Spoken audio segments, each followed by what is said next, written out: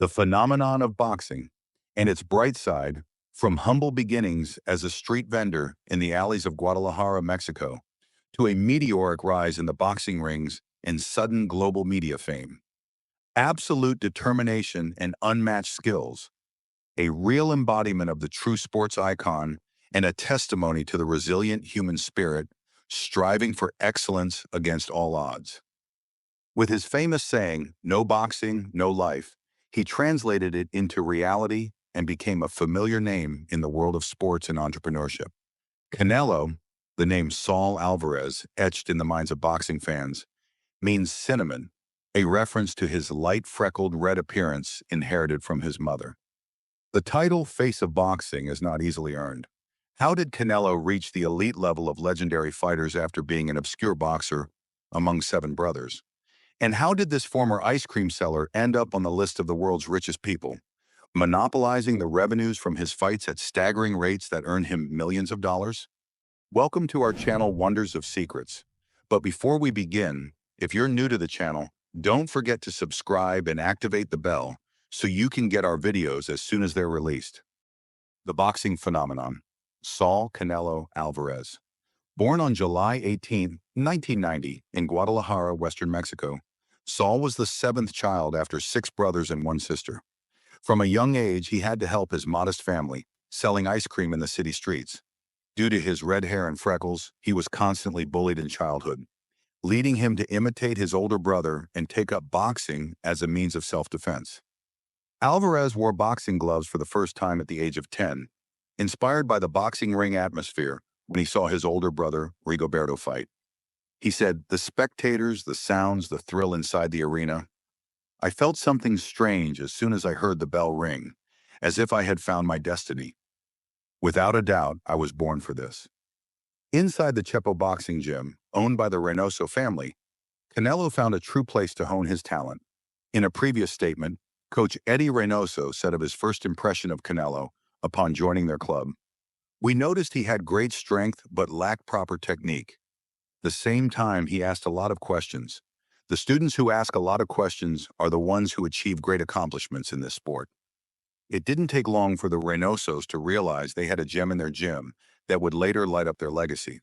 The Reynoso family decided to push Canelo to go professional at the young age of 15 after he achieved 44 wins and only 2 losses in amateur fights. This was not new for the family, who had previously done the same with the legend Marco Antonio Barrera. Eddie Reynoso commented on this. "Look at Marco Antonio Barrera's career. The baby-faced assassin joined the professional ranks at an early age and won titles in 3 different weight categories before entering the International Boxing Hall of Fame in 2017. We turned Canelo pro early because he had no competitors left to fight at his level."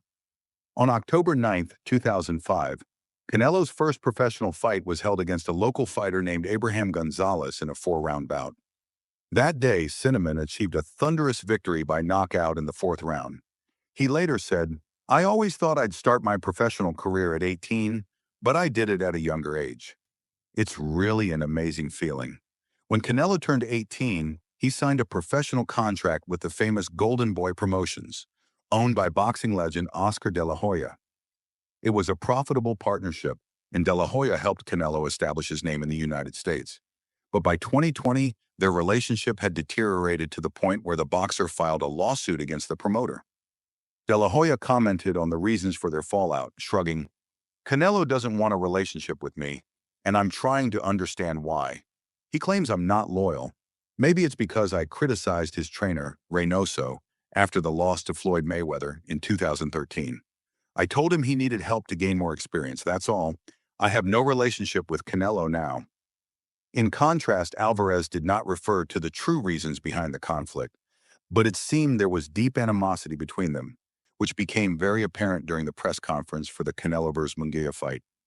Despite Oscar De La Hoya being Munguia's promoter, Alvarez set aside his feud with Oscar and built a great relationship with his compatriot Munguia, a gesture that was well received by Mexicans in the entire boxing world. On September 14th, at just 23 years old, Canelo fought the match that changed him forever against the legend Floyd Mayweather. The background of the fight was very controversial, especially since Canelo's promoter, Oscar de la Hoya had previously faced Mayweather in 2007 in a dramatic, intense bout that ended with a split decision victory for the American. Perhaps De La Hoya hoped Canelo would avenge him and end Floyd's winning streak, as Floyd was at his peak at that time. During the fight, Mayweather was superior, very fast and accurate, which was expected given the age and experience difference compared to Canelo, who was a bit slow and struggled to find solutions. Despite that, the fight ended in an encouraging result for the young Mexican. A majority decision win for Mayweather, as one judge scored the fight a draw in favor of Canelo. The audience agreed that Canelo took the fight too early, but he didn't care and continued to develop the beast within him, learning from his mistakes and improving his strengths. The mindset of champions doesn't acknowledge defeat. Only two outcomes exist: victory or learning. Over the years, Canelo Alvarez's popularity soared as he consistently delivered top performances and did not suffer any defeat since facing Mayweather. He became a ferocious beast with massive popularity in the United States, especially as Mayweather and Pacquiao faded from the scene and new stars rose in boxing.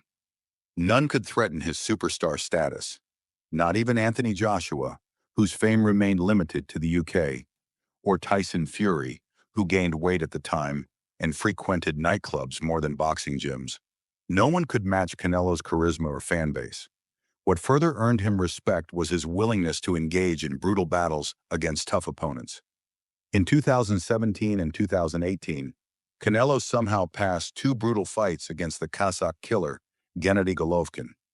Even in fights against other opponents, his ability to attract attention was strong, particularly in pay-per-view, PPV events, where he reigned supreme in all aspects of the sport. Not just in the ring, but also in fame and earnings. Canelo stated in a podcast interview that he receives 80% of the revenue from ticket sales for his fights, an incredibly high percentage. Even a soda or popcorn bought by a spectator inside the arena, 80% of its price goes to Canelo's earnings. He justified this by saying, "Since I'm the boxer risking everything, I should keep the highest share of everything. Boxers put their bodies on the line, so they need to ensure financial security in every fight." The boy from Guadalajara, who grew up in a poor rural area and used to fight fiercely for just $40 per fight, is now estimated by Forbes to have a net worth exceeding $275 million.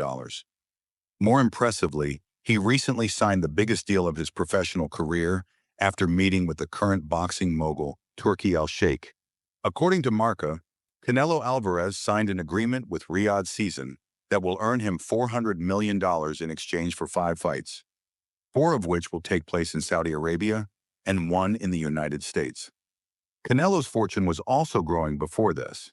Beyond being a fierce boxer, he is also a shrewd businessman, investing millions in purchasing companies, gas stations, retail stores, and real estate. As he climbed the wealth ladder, challenges grew around him, especially in Mexico. Canelo recalls how he fought his match against British boxer Rocky Fielding while his brother was kidnapped under death threats by a Mexican gang.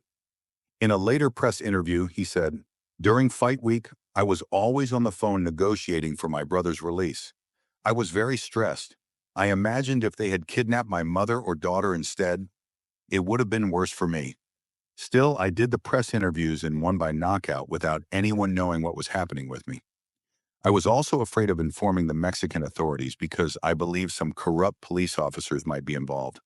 But in the end, I got my brother back, whom I love so much. I hope my family moves out of Mexico, but that's very hard. I can't do it because their lives are there."